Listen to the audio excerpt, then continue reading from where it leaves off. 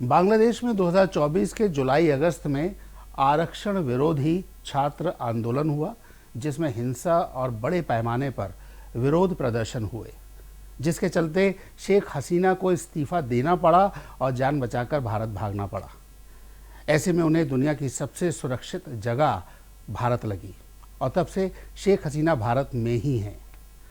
अब कुछ एजेंसीज को दिए इंटरव्यू में शेख हसीना बार बार कह रही हैं कि मैं तो चली अपने देश। हो सकता है कि उन्हें लगता हो कि शायद दिसंबर तक बांग्लादेश के हालात बदल जाएंगे, या हो सकता है उन्हें मिली मौत की सज़ा पर एक बार फिर सुनवाई शुरू हो जाएगी। उनकी पार्टी आवामी लीग का भविष्य भी दांव पर लगा है।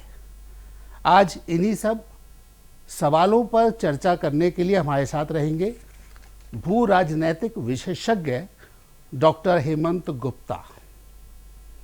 डॉक्टर साहब नमस्कार। नमस्कार।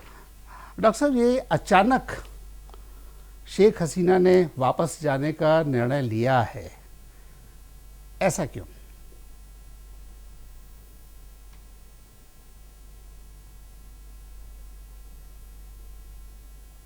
मेरा सवाल सुन पा रहे हैं आप? देखिए, दरअसल बांग्लादेश की जी अवामी लीग की पार्टी। हाँ हाँ, सुनिए। अब मेरी आवाज आ रही है? जी, मुझे आ रही है, बोलते रहिए, मैं सुन आवाज रहा आ रही है? हूँ। जी जी।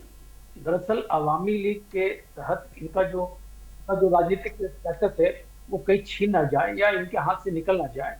तो ये एक बहुत बड़ा मुद्दा है कि वो अपने लोगों को वहां पर कंट्रोल करना चाहती है। और इनके ना रहने से जो इनके जो कार्यकर्ता हैं, इनके जो कार्यालयों को जला दिया गया था, तो ये चाहती है कि फिर से उनका रिकंस्ट्रक्शन कर करके अवामी लीग को फिर उस बांग्लादेश में स्थापित कर सके। लेकिन ये अपने परिवार के हाथ से नहीं जाने देना चाहती, चाहती कि पार्टी इनके परिवार के हाथ में रहे। तो इनका वापस लौटना एक मजबूरी नहीं, जरूरी नहीं, मजबूरी नहीं। पहली बात। दूसरी बात यह है कि ये चाहती है कि भारत में जिस तरीके से वो निर्वाचन रह रही है, अब परिस्थितियां पहले वैश्विक रूप से बदल गई हैं। अभी सभी देशों की निगाहें जो हैं बांग्लादेश की स्ट्रैटेजी पर है, क्योंकि बांग्लादेश के प्रधानमंत्री तारिक रहमान अभी बांग्लादेश चाइना गए थे, उसके बाद मंगोलिया गए थे। जी तो इनके बहुत सारे जो 8 लाख से ज्यादा जो वर्कर्स हैं वो विदेशों में काम करें।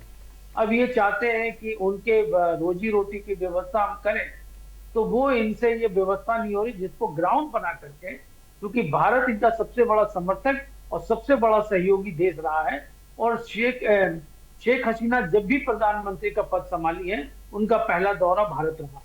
तो भारत जी की चूंकि 94% जो टेरिटरीज है बांग्लादेश की, वो भारत से जुड़ी हुई, इसलिए इसको कहते हैं कि इंडिया लॉक कंट्री इस माना जाता है इसको। और इस संदर्भ में इनको देखा गया कि भारत ही इनका सबसे बढ़िया और सबसे अच्छा दोस्त है, चाहे बाय नेचर, चाहे बाय एडमिनिस्ट्रेशन, चाहे बाय एक कंट्री के हेल्पिंग नेबर कंट्री के रूप में देखा गया है।